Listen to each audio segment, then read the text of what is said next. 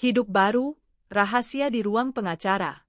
Halo, keluarga tercintaku. Selamat datang kembali di kisah nyata yang mengubah hidup. Hari ini aku membawakan kalian sebuah kisah yang penuh kekuatan dan sangat menyentuh hati tentang arti sejati dari sebuah kebebasan. Sebelum kita mulai, jangan lupa subscribe channel ini, tekan tombol like pada video ini, dan aktifkan lonceng notifikasi agar kalian tidak ketinggalan satupun dari kisah-kisah kami. Pembuka, sebuah rahasia yang mustahil. Apa yang akan kamu lakukan jika hari di mana kamu akhirnya bebas dari pria yang menyebutmu cacat, juga merupakan hari di mana kamu mengungkapkan keajaiban yang dia pikir mustahil untuk diciptakan? Pintu kaca kantor hukum hakim dan rekan berkilau di bawah sinar matahari sore di Jakarta saat Aisyah melangkah melewatinya, jantungnya berdebar dengan campuran rasa gugup dan tekad yang kuat. Di usianya yang ke-32 tahun, ia telah belajar bahwa keberanian bukanlah ketiadaan rasa takut, melainkan keputusan untuk terus maju meskipun rasa takut itu ada. Hari ini adalah hari di mana ia akan menutup babak paling menyakitkan dalam hidupnya untuk selamanya. Hari ini ia akan menandatangani surat cerai dari Rendra. Ruang tunggu itu berbau kulit mahal dan kopi yang baru diseduh. Aisyah melapor kepada resepsionis, seorang wanita muda dengan rambut yang ditata sempurna yang hampir tidak mengangkat pandangannya dari layar. Sambil menunggu, Aisyah merapikan cardigan hijau zamrud yang dikenakannya, disusun dengan hati-hati untuk menyembunyikan kebenaran yang tersembunyi di baliknya. 7 bulan persiapan rahasia, 7 bulan pemulihan, 7 bulan memelihara sebuah keajaiban yang semua orang, termasuk calon mantan suaminya, telah anggap mustahil. Telepon resepsionis bergetar. Dia mengangkat pandangannya dengan senyuman yang sudah terlatih dan menunjuk ke arah lorong. Ruang rapat 3, pintu kedua di sebelah kanan. Pak Rendra sudah tiba. Konfrontasi di Jakarta. Aisyah berjalan menyusuri koridor, setiap langkah terasa lebih berat dari sebelumnya. Dinding-dinding dihiasi dengan ijazah berbingkai dan sertifikat penghargaan, pengingat dingin dari dunia yang Rendra huni. Sebuah dunia transaksi dan akuisisi di mana manusia adalah komoditas dan emosi adalah kelemahan yang bisa dieksploitasi. Ia berhenti di depan pintu ruang rapat, menarik napas dalam-dalam, dan membukanya. Rendra duduk di ujung meja kayu jati, diapit oleh 2 pengacara berjas mahal. Di usianya yang ke-38 tahun, ia masih sangat menarik, dengan cara yang hanya uang bisa pertahankan dan tingkatkan. Rambutnya yang hitam ditata rapi dengan sempurna, rahangnya tegas, matanya yang coklat gelap penuh perhitungan. Ia mengenakan jas hitam yang harganya mungkin lebih dari penghasilan kebanyakan orang dalam sebulan. Ketika melihat Aisyah masuk, sesuatu berkedip di wajahnya. Mungkin terkejut atau kecewa karena dia terlihat begitu tenang. Ia telah mengharapkan melihatnya hancur, terpuruk karena perpisahan mereka. Sebaliknya, Aisyah masuk dengan dagu terangkat, mata coklatnya yang jernih dan fokus. Riasannya minimal, memperlihatkan kecantikan alaminya. Rambut coklat gelapnya jatuh dalam gelombang lembut di bahunya.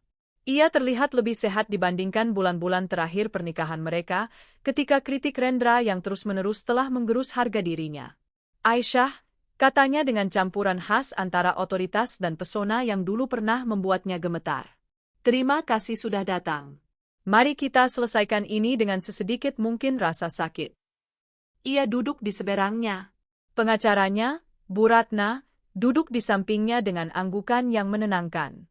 Bu Ratna adalah pembela yang tangguh, seorang wanita berusia sekitar 50 tahun yang telah membangun reputasinya dengan membela perempuan-perempuan dalam perceraian yang sulit. Beliau telah melihat Aisyah di titik terburuknya dan membantunya kembali berdiri di atas kakinya sendiri. Pertemuan dimulai dengan formalitas seperti biasa, harta benda, properti, rekening bank.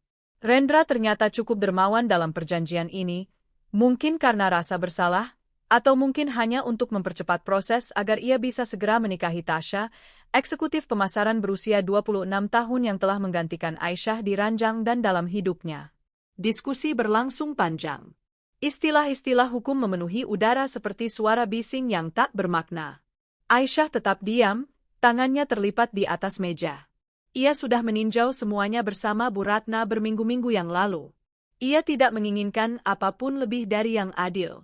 Apartemen mewah itu bisa untuk Rendra. Rumah liburan di Bali bisa dijual. Ia hanya butuh cukup untuk memulai kembali, untuk membangun kehidupan dengan ketentuannya sendiri. Saat Bu Ratna menggeser dokumen terakhir ke atas meja, Rendra bersandar di kursinya, memperhatikan Aisyah dengan intensitas yang membuat bulu kuduknya berdiri. "Kamu terlihat berbeda," katanya tiba-tiba, memotong pengacaranya di tengah kalimat. "Apa kamu sedang bersama seseorang?" Pertanyaan itu menggantung di udara, syarat dengan implikasi. Aisyah mempertahankan tatapannya dengan teguh. "Itu bukan urusanmu lagi, Rendra." Rahangnya menegang, tapi dia tidak berkata apa-apa lagi. Bu Ratna mendorong kertas-kertas itu lebih dekat. "Yang tersisa hanyalah tanda tanganmu, Aisyah. Setelah ini, semuanya selesai." Aisyah mengambil pena, tapi saat ia mencondongkan tubuhnya ke depan, cardigan hijau zamrud itu bergeser. Kainnya yang telah disusun dengan hati-hati sedikit terbuka. Untuk sesaat, lekuk perutnya terlihat, tak bisa disangkal, tak terbantahkan. Mata Rendra terbelalak. Pena yang dipegangnya jatuh ke atas meja. Para pengacaranya saling bertukar pandang kebingungan, tidak yakin apa yang menyebabkan reaksi mendadak klien mereka. Bu Ratna, yang sudah mengetahui kebenarannya, hanya mengamati dengan kepuasan yang tenang. "Apa?" bisik Rendra dengan suara yang tercekat. "Apa itu?" Aisyah menegakkan tubuhnya di kursi, membiarkan cardigannya terjatuh sepenuhnya. Sekarang tidak ada gunanya lagi menyembunyikannya. Tangannya bergerak secara protektif ke arah perutnya, ke arah kehidupan yang tumbuh di dalam dirinya, kehidupan yang Rendra katakan mustahil ia ciptakan. "Aku hamil," katanya dengan sederhana, suaranya teguh. 7 bulan. Warna menghilang dari wajah Rendra. Ia berdiri dengan tiba-tiba, kursinya berderit keras melawan lantai. "Itu mustahil. Kamu tidak bisa. Kita sudah mencoba bertahun-tahun." "Dokter bilang ada kemungkinan yang sangat kecil," potong Aisyah. "Mereka tidak pernah bilang mustahil. Kamu yang memutuskan bahwa aku rusak. Kamu yang menyebutku cacat." Kata-kata itu menghantamnya bagai pukulan bertubi-tubi. Aisyah mengamati bagaimana kenangan-kenangan itu terputar di wajahnya, pertengkaran-pertengkaran, tuduhan-tuduhan, malam ketika ia akhirnya mengucapkan kata-kata yang menghancurkan pernikahan mereka tanpa kemungkinan untuk diperbaiki. Malam di bulan Januari itu. Kilas balik itu datang tanpa diundang, jelas dan menyakitkan. Malam itu adalah malam di bulan Januari yang hujannya turun sangat deras. Air hujan mengguyur jendela apartemen mewah mereka tanpa henti. Rendra baru saja pulang dari makan malam bersama para investor, suasana hatinya sudah buruk karena sebuah kesepakatan bisnis yang gagal. Aisyah sedang duduk di ruang tamu, mencari informasi tentang spesialis kesuburan lain, putus asa ingin memberikan apa yang paling ia inginkan. Ia masuk, menuangkan secangkir kopi hitam untuk dirinya sendiri, dan menatapnya dengan pandangan merendahkan yang begitu dingin hingga membuat darahnya membeku. "Aku lelah dengan semua ini, Aisyah. Lelah dengan janji-janji dokter, perawatan, kekecewaan. Kamu tidak berguna bagiku. Istri macam apa yang tidak bisa memberikan anak kepada suaminya?" Ia telah mencoba mendekatinya, menjelaskan bahwa mereka bisa terus mencoba, bahwa ada pilihan lain, tapi ia menjauh, wajahnya penuh rasa jijik. "Aku pantas mendapatkan yang lebih baik dari ini, lebih baik darimu. Tasya tidak akan pernah membuatku menanggung neraka seperti ini." Itulah malam ketika Aisyah menyadari bahwa pernikahannya telah berakhir. Bukan karena masalah kesuburan, tetapi karena pria yang ia cintai tidak pernah benar-benar mencintainya. Ia hanyalah aksesori, pengganti sementara, seseorang untuk mengisi peran sampai seseorang yang lebih baik datang. Tulis komentarmu sekarang. Menurutmu, apakah Rendra menyesal saat itu, atau ia hanya peduli pada status memiliki seorang pewaris? Tinggalkan pendapatmu di kolom komentar.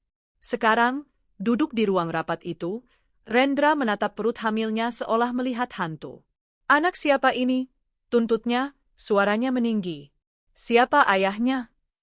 Aisyah merasakan gelombang kemarahan yang membara dan adil. "Anakmu, Rendra. Anak ini anakmu." Ruangan itu hening. Bahkan para pengacara tampak menahan napas. Wajah Rendra melewati berbagai emosi, terkejut, tidak percaya, harapan, keputusasaan. Ia terhuyung kembali ke kursinya, mencengkeram tepi meja. "Tapi, bagaimana? Kapan?" Kita masih menikah ketika ini terjadi, kata Aisyah dengan tenang. Hitung saja sendiri.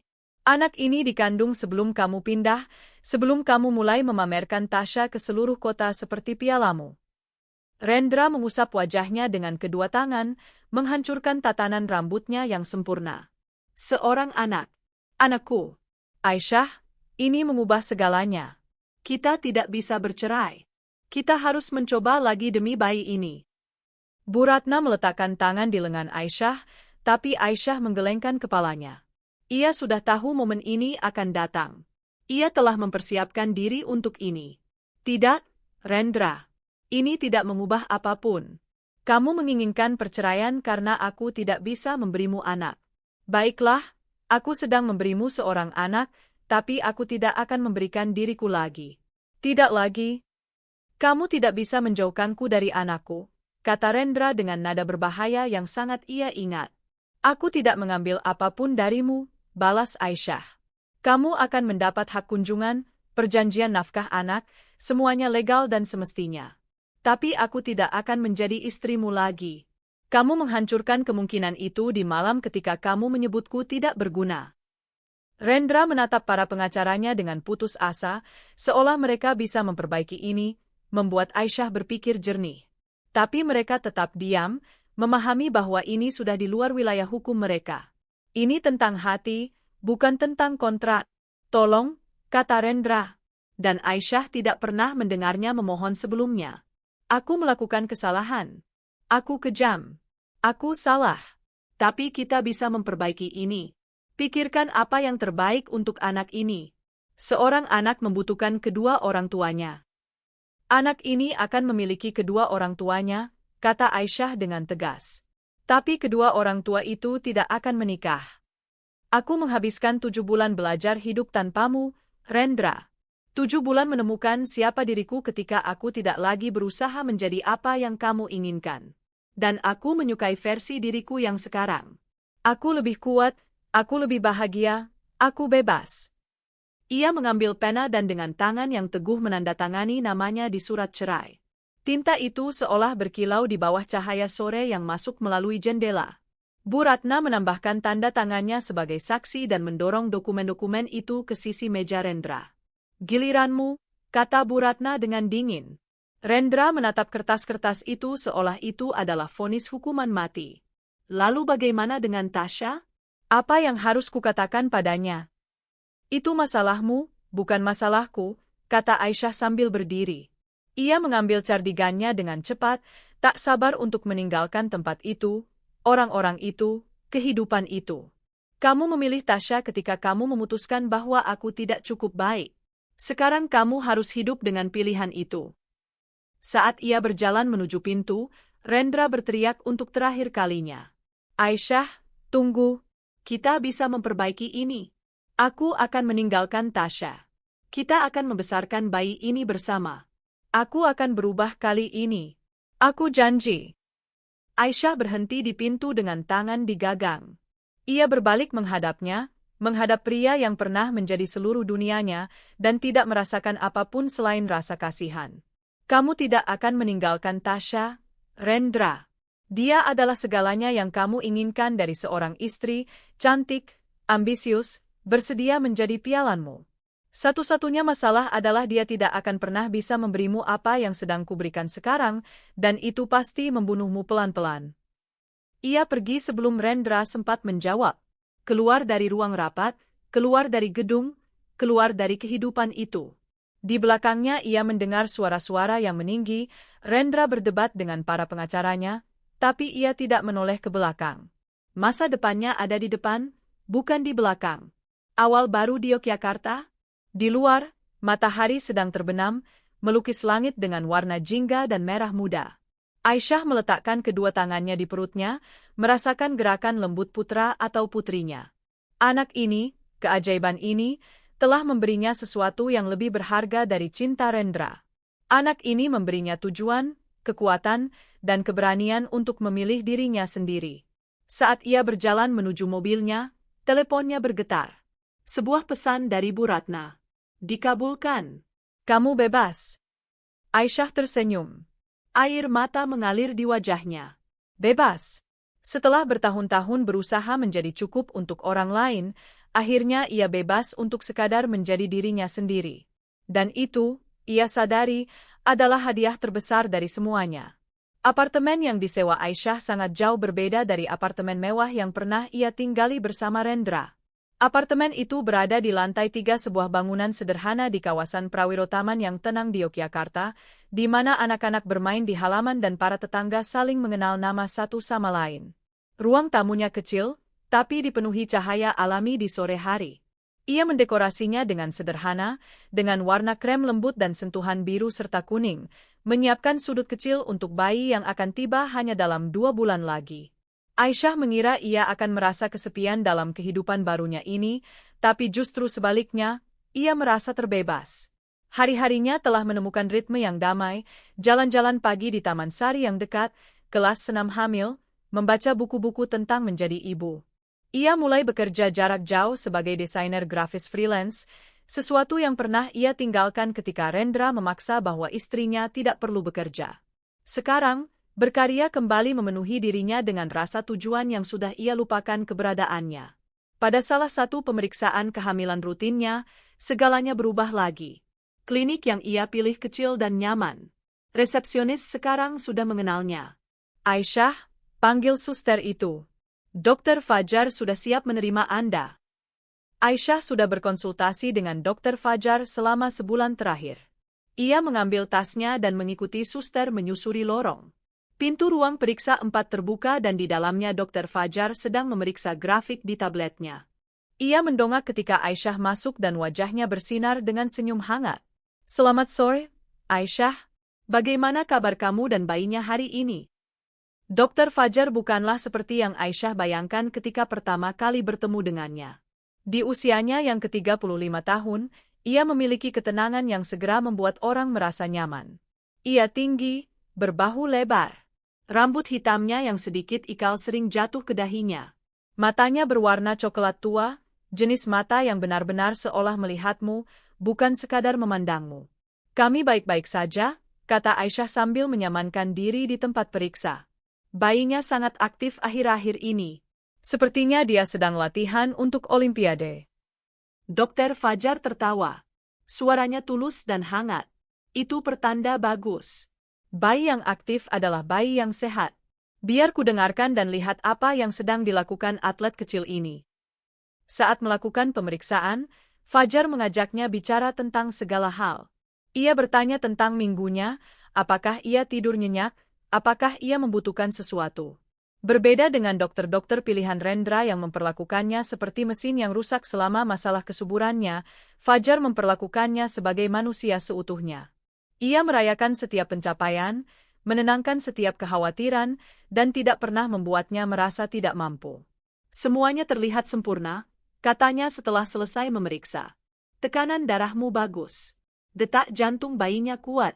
Kamu melakukan pekerjaan luar biasa dalam menjaga dirimu dan si kecil ini. Aisyah merasakan air mata membasahi matanya. Ia begitu ketakutan selama bulan-bulan awal kehamilan, takut sesuatu akan salah, takut bahwa entah bagaimana ia juga akan gagal dalam hal ini. Semangat yang terus-menerus dari Fajar telah menjadi penyelamat. Terima kasih, katanya pelan. Untuk segalanya. Kamu membuat seluruh pengalaman ini jauh lebih tidak menakutkan. Fajar menarik bangku dan duduk, ekspresinya serius tapi penuh kebaikan. Aisyah, boleh aku bertanya sesuatu yang pribadi?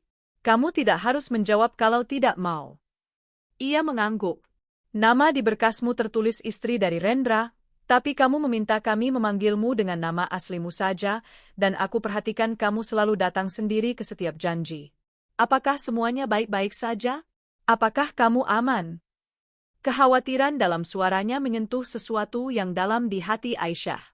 Ia belum menceritakan kepada siapapun tentang Rendra, tentang perceraian, tentang semua itu.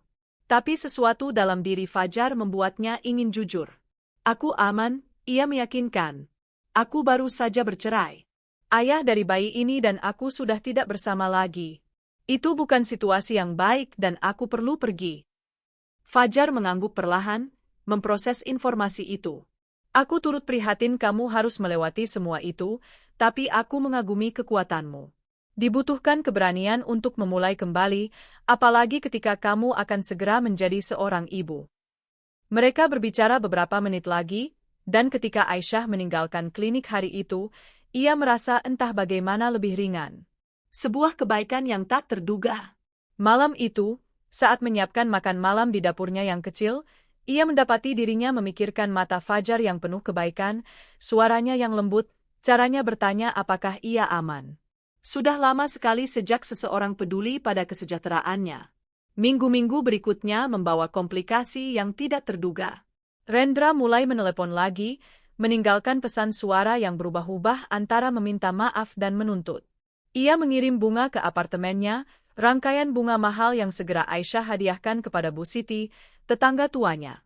Ia muncul di gedung apartemennya 2 kali, tapi Aisyah menolak membiarkannya naik, hanya berbicara melalui interkom untuk memberitahunya agar berkomunikasi melalui pengacaranya. Situasi semakin memanas ketika Tasha ikut terlibat. Aisyah sedang keluar dari sebuah kedai kopi suatu sore ketika ia berhadapan langsung dengan tunangan Rendra. Tasha persis seperti yang digambarkan tabloid, tinggi, cantik, berpakaian sempurna dengan busana desainer yang berteriak kemewahan. Matanya yang tajam dingin seperti es. "Jadi kamu mantan istrinya," kata Tasha, suaranya menetes sinis. Yang berusaha menjerat Rendra dengan kehamilan yang kebetulan. Aisyah merasakan kemarahannya meningkat di dadanya, tapi ia menjaga suaranya tetap tenang. "Aku tidak berusaha menjerat siapapun. Rendra dan aku sudah bercerai. Apa yang dia lakukan dengan hidupnya sekarang bukan urusanku." Tasha mendekat, menginvasi ruang pribadi Aisyah. "Kamu pikir mengandung anaknya membuatmu spesial? Kamu pikir dia akan berlari kembali padamu? Rendra mencintaiku. Kami akan menikah bulan depan dan kami akan menjalani kehidupan sempurna bersama. Kamu dan kesalahan kecilmu tidak akan menghancurkan itu." Aisyah bisa saja mengatakan banyak hal. Ia bisa saja menyebut bahwa Tasha adalah selingkuhan Rendra saat ia masih menikah. Ia bisa saja menunjukkan bahwa Rendra pernah bilang Tasha menolak untuk punya anak. Sebaliknya, ia hanya tersenyum. "Aku harap kalian berdua sangat bahagia bersama," katanya dengan tulus. "Sekarang kalau boleh permisi, aku ada janji dengan dokter." Ia berjalan pergi, meninggalkan Tasha yang tergagap di belakangnya. Pertemuan itu meninggalkan Aisyah terguncang, dan ketika ia tiba di klinik untuk pemeriksaan terjadwalnya, Fajar langsung menyadari ada yang tidak beres. "Apa yang terjadi?"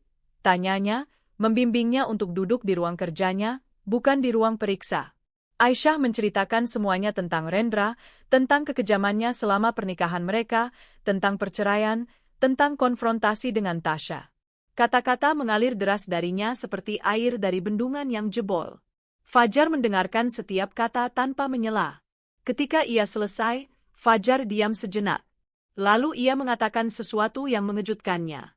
"Aisyah, aku tahu ini mungkin tidak pantas dan kamu tentu saja boleh menolak, tapi maukah kamu makan malam bersamaku suatu waktu?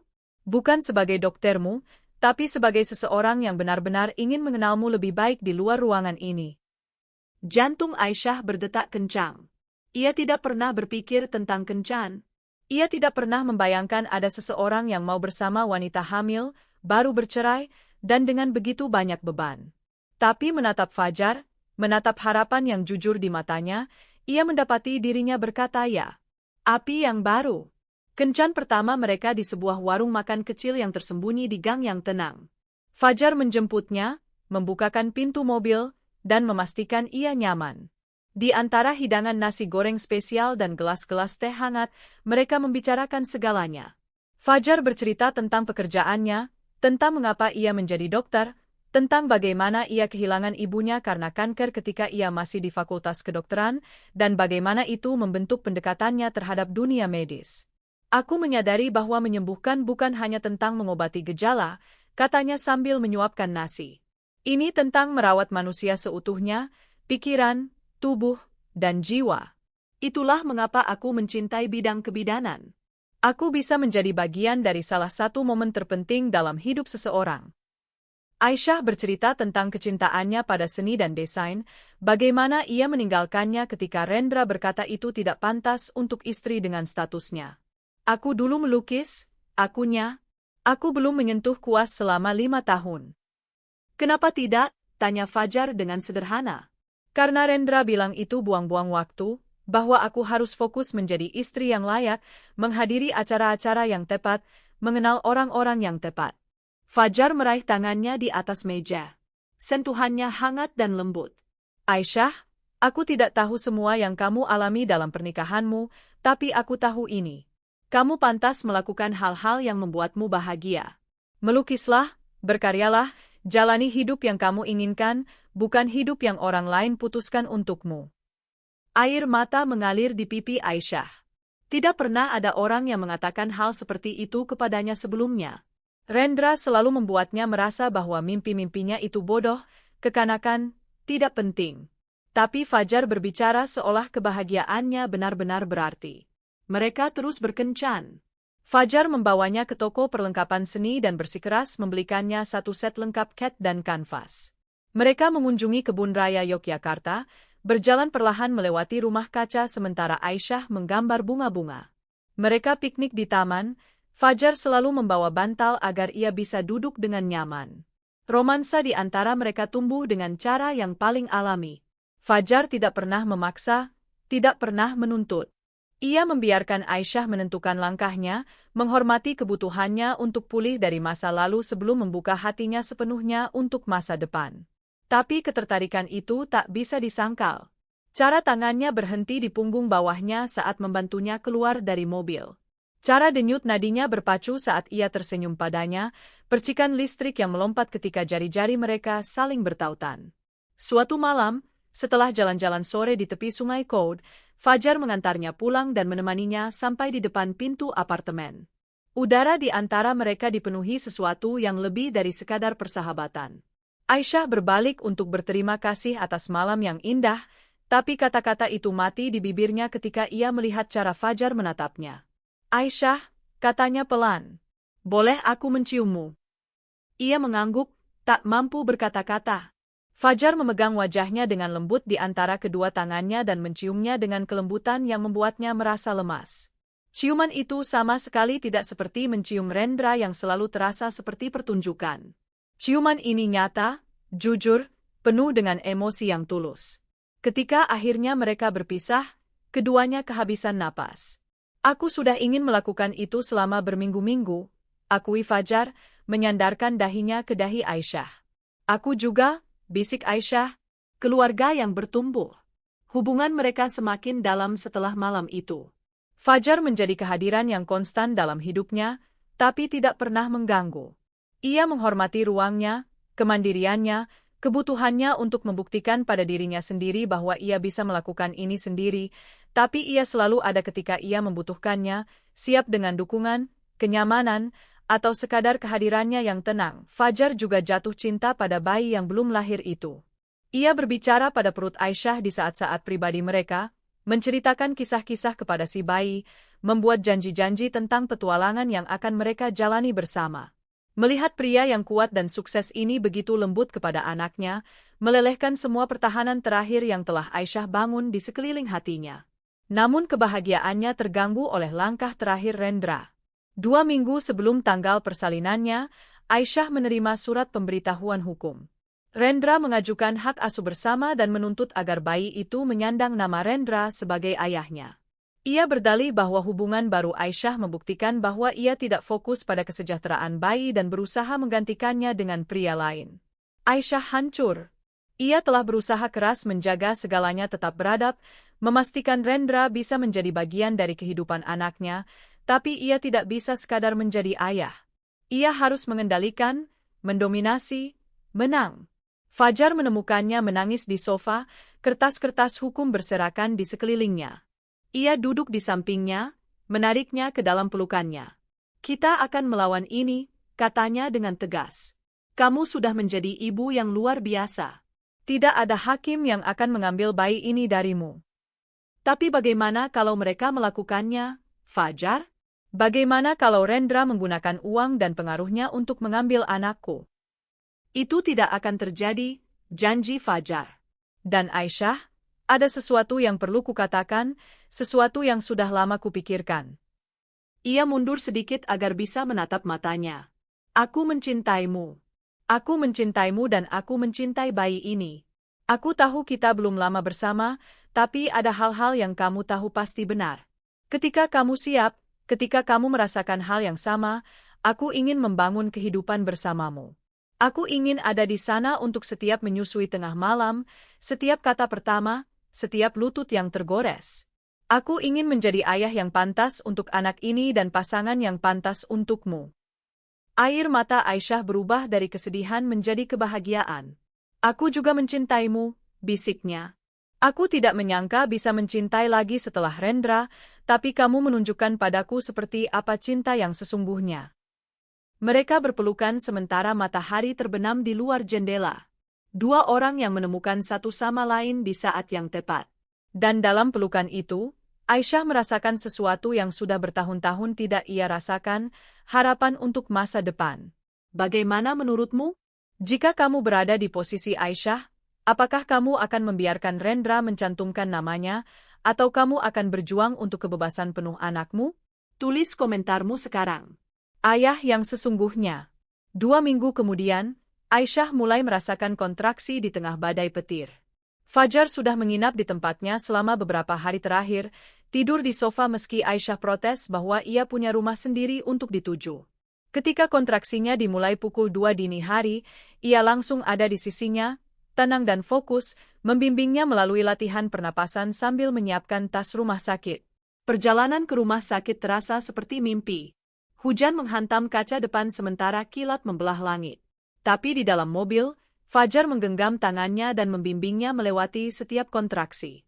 Suaranya teguh dan menenangkan. Kamu hebat sekali, ia terus berkata. Tarik napas saja. Aku di sini bersamamu. Persalinan berlangsung panjang dan berat.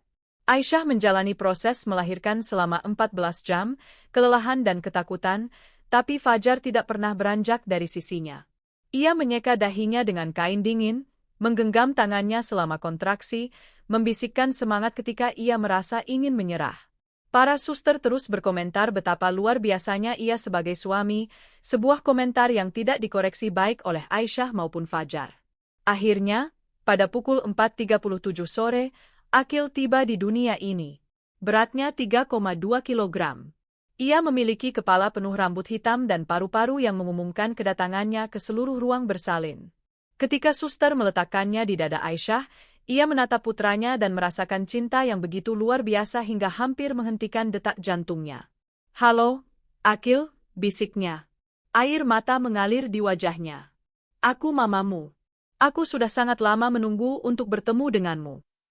Fajar berdiri di samping tempat tidur, matanya sendiri basah oleh air mata. Dia sempurna, Aisyah. Benar-benar sempurna. Hari-hari berikutnya berlalu dalam kabut jadwal menyusui, mengganti popok, dan malam-malam tanpa tidur.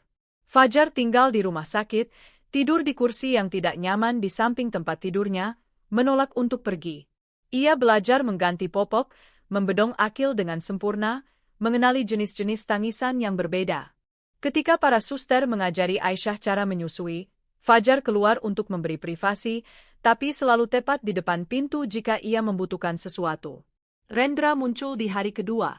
Aisyah sedang menyusui Akil ketika pintu terbuka dan mantan suaminya masuk membawa boneka teddy berbesar dan seikat bunga mawar.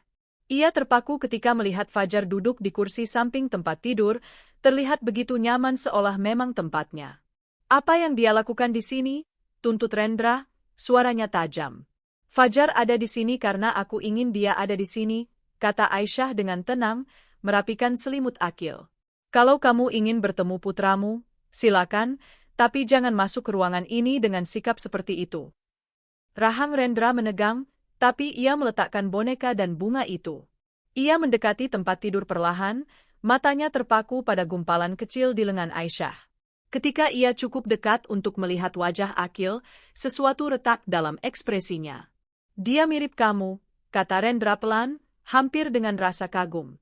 Dia punya hidungmu. Mau menggendongnya? Tawar Aisyah, mengejutkan dirinya sendiri dengan kemurahan hati itu. Bagaimanapun juga, ia tetaplah ayah Akil. Rendra mengambil putranya dengan tangan gemetar, menggendongnya seolah ia bisa pecah. Selama beberapa menit tidak ada yang berbicara. Rendra menatap Akil dengan ekspresi yang belum pernah Aisyah lihat sebelumnya, cinta yang murni dan tanpa syarat. Ia merasa kasihan atas apa yang mungkin bisa terjadi, andai saja ia mampu menunjukkan cinta seperti itu kepadanya. "Maafkan aku," kata Rendra tiba-tiba, suaranya pecah. "Aku benar-benar minta maaf, Aisyah. Untuk semua yang kukatakan, semua yang kulakukan. Kamu benar. Aku kejam dan egois, dan kamu tidak pantas menerima semua itu." Aisyah mengangguk, menerima permintaan maaf itu, tapi tidak membebaskannya dari dosa. "Kita tidak bisa mengubah masa lalu, Rendra. Tapi kita bisa melakukan yang terbaik untuk Akil. Dia pantas mengenal ayahnya." "Apa kamu akan menikah dengannya?" tanya Rendra sambil melirik Fajar. "Itu bukan urusanmu," sahut Fajar dengan sopan tapi tegas. "Yang penting adalah Akil akan dibesarkan di rumah yang penuh cinta dan rasa hormat." Rendra memandang mereka berdua bergantian, dan untuk pertama kalinya ia tampak menerima kekalahannya. "Kamu benar." Ia mengembalikan Akil kepada Aisyah. "Aku akan mencabut gugatan hak asuh. Kita bisa menyusun jadwal kunjungan yang wajar. Aku hanya ingin menjadi bagian dari hidupnya." "Itu yang selalu kuinginkan," kata Aisyah. "Akhir terbaik yang mungkin terjadi." Setelah Rendra pergi, Aisyah merasa lebih ringan. Fajar kembali ke kursinya dan menggenggam tangannya. "Kamu luar biasa," katanya. "Caramu menangani semua itu, memberinya kesempatan untuk menggendong Akil, bahkan setelah semua yang terjadi. Itu membutuhkan kekuatan yang sesungguhnya." "Dia ayahnya Akil," kata Aisyah. "Akil pantas memiliki hubungan dengannya, jika Rendra bisa menjadi ayah yang seharusnya." 2 bulan berlalu dengan indah. Aisyah beradaptasi dengan kehidupan sebagai ibu dengan segala tantangan dan hadiahnya. Akil adalah bayi yang baik, waspada dan penuh rasa ingin tahu, dengan senyuman yang bisa menerangi seluruh ruangan. Fajar ada untuk segalanya. Menyusui pukul 2 dini hari ketika Aisyah terlalu kelelahan untuk bergerak, janji temu dengan dokter anak. Tawa pertama kalinya Akil meraih jarinya dan menggenggam erat-erat. Rendra menepati janjinya untuk mencabut gugatan hak asuh, dan mereka menyusun jadwal kunjungan yang berjalan untuk semua pihak. Setiap 2 minggu sekali, Rendra datang ke apartemen Aisyah untuk menghabiskan waktu bersama Akil. Ia tidak pernah membawa Tasya dan tidak pernah tinggal lebih lama dari yang disepakati. Perlahan dan hati-hati, mereka mengembangkan hubungan pengasuhan bersama yang baik. Pada salah satu kunjungan itulah Rendra akhirnya mengajukan pertanyaan yang sudah menggantung di udara selama berbulan-bulan. "Apa kamu bahagia, Aisyah?" Ia mendongak dari tempat ia menyiapkan susu Akil dan tersenyum. "Ya, Rendra. Aku benar-benar bahagia." Ia mengangguk, mengayun Akil pelan di lengannya. "Bagus. Itu bagus." Ia berhenti sejenak lalu melanjutkan. "Aku putus dengan Tasya. Bulan lalu, dia memberiku ultimatum. Dia atau kunjungan dengan Akil. Dia bilang dia tidak mendaftar untuk menjadi ibu tiri dari anak orang lain." Ia tertawa pahit. "Lucu ya bagaimana kamu baru tahu siapa orang sebenarnya ketika keadaan menjadi sulit." "Aku turut prihatin," kata Aisyah, dan ia sungguh-sungguh. "Jangan. Kamu sudah mencoba memberitahuku seperti apa dia sebenarnya, tapi aku terlalu sombong untuk mendengarkan. Si kecil ini," ia menatap Akil, "mengajariku apa yang benar-benar penting. Bukan uang, bukan status, bukan memiliki istri piala yang sempurna. Hanya cinta. Cinta yang sederhana dan tanpa syarat." Setelah Rendra pergi hari itu, Fajar datang untuk makan malam. Ia telah menjadi bagian tetap dalam kehidupan mereka, dan Aisyah tidak bisa membayangkan hari-harinya tanpa dia. Sementara ia memasak, Fajar bermain dengan Akil di atas tikar di lantai ruang tamu, membuat wajah-wajah lucu yang membuat bayi itu tertawa tak terkendali. Melihat mereka berdua bersama, Aisyah merasakan hatinya membesar.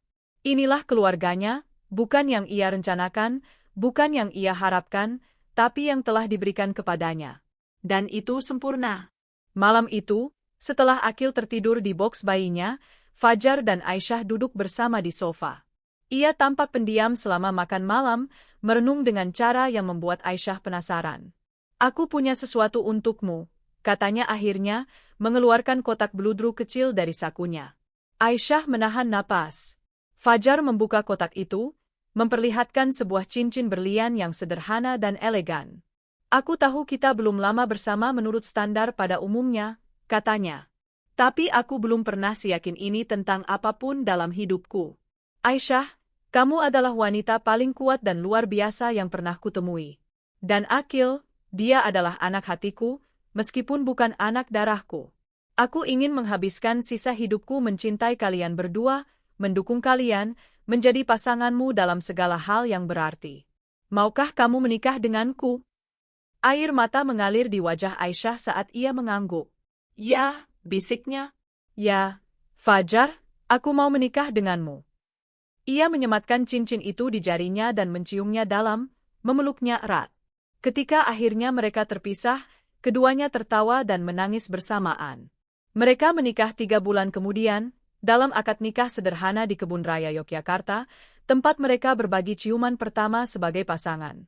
Aisyah mengenakan kebaya putih sederhana yang mengalir indah di tubuhnya. Akil, yang kini berusia 5 bulan, memakai baju koko kecil dan digendong oleh Mbak Dina, kakak perempuan Fajar, selama upacara berlangsung. Fajar secara resmi mengadopsi Akil ketika si kecil berusia 2 tahun. Sidang di pengadilan agama berlangsung kecil dan sederhana, tapi ketika hakim menyatakan bahwa Fajar kini secara sah menjadi ayah Akil, tidak ada satupun mata yang kering di ruangan itu. Rendra telah menerima pengangkatan anak itu, mengakui bahwa Fajarlah ayah yang dipanggil Akil di tengah malam, yang mengajarinya naik sepeda, yang akan ada di setiap momen penting. 3 tahun setelah pernikahan mereka, Aisyah melahirkan anak kembar, seorang putri yang mereka beri nama Zahra dan seorang putra yang mereka beri nama Raihan. Akil sangat gembira menjadi kakak, dan rumah mereka dipenuhi kekacauan dan kebahagiaan dari 3 anak kecil. Suatu malam, ketika si kembar berusia 6 bulan dan akhirnya tertidur, Aisyah mendapati dirinya berdiri di ambang pintu kamar Akil. Kini ia berusia 4 tahun. Wajahnya sangat mirip Rendra, tapi dengan jiwa yang lembut. Fajar mendekat dari belakang, melingkarkan lengannya di pinggangnya. Apa yang sedang kamu pikirkan? Tanyanya pelan. Hanya betapa bersyukurnya aku, katanya, bersandar padanya. Untukmu, untuk anak-anak kita, untuk kehidupan ini. Dulu ada masa di mana aku pikir aku tidak akan pernah bisa bahagia lagi. Dan sekarang aku tidak bisa membayangkan menjadi apapun selain bahagia. Ia berbalik dalam pelukannya untuk menatapnya. Kamu menyelamatkanku, Fajar. Ia menggelengkan kepalanya sambil tersenyum. Tidak, Aisyah. Kamu menyelamatkan dirimu sendiri. Aku hanya mendapat kehormatan untuk menyaksikannya. Mereka berdiri di sana, di lorong rumah mereka, dikelilingi oleh bukti kehidupan yang telah mereka bangun bersama. Inilah kebahagiaan mereka, bukan yang ia impikan ketika menjadi pengantin muda yang berjalan menuju Rendra. Ini lebih baik, karena akhir bahagia ini diraih melalui penderitaan dan penyembuhan, melalui keberanian dan pertumbuhan, melalui belajar bahwa terkadang kisah cinta terbaik dimulai ketika kamu akhirnya belajar mencintai dirimu sendiri. Sementara matahari terbenam di halaman belakang mereka, melukis langit dengan warna emas dan merah muda, Aisyah berdiri di teras dan tersenyum. Ia telah datang ke kantor pengacara itu, hamil 7 bulan, siap mengakhiri satu babak kehidupannya. Ia telah mengejutkan mantan suaminya dengan kebenaran yang ia tolak untuk dilihat, dan dengan melakukannya, ia telah membebaskan dirinya untuk menulis cerita yang sepenuhnya baru. Sebuah cerita di mana ia bukan piala atau kekecewaan, melainkan seorang wanita yang mengenal harga dirinya, seorang ibu yang mencintai dengan gagah berani, seorang istri yang dihargai, seorang manusia yang telah selamat dari yang terburuk dan muncul lebih kuat di sisi yang lain. Dan itu, pikir Aisyah saat Fajar mendekat dari belakang dan memeluk pinggangnya, adalah jenis akhir bahagia terbaik yang bisa ada. Terima kasih sudah meluangkan waktu untuk mendengarkan kisah ini. Jika kamu menikmati konten ini, jangan lupa klik tombol like. Bagikan kisah ini kepada teman dan keluargamu, dan subscribe channel ini agar tidak ketinggalan kisah-kisah bermakna lainnya.